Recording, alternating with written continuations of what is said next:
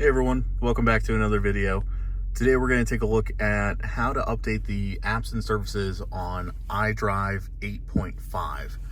So first thing we'll do, we'll hit these four squares right here. This will take you into your settings. We'll hit vehicle. We're going to look for system settings. Scroll down.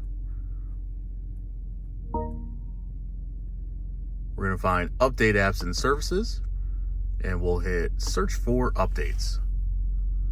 This will take a little bit. It'll run in the background. Should be all good to go.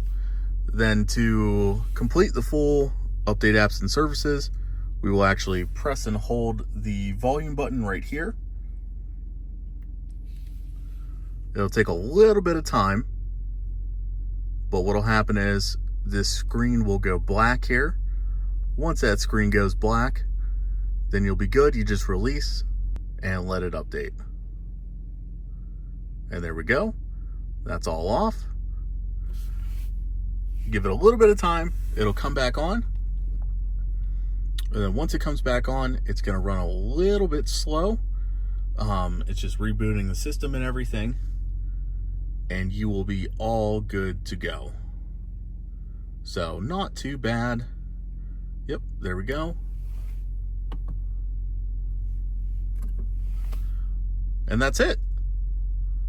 Thanks again, guys, for watching. If you guys have any comments or questions, please leave them down below. Don't forget to like and subscribe. Thanks again, and we'll catch you in the next one.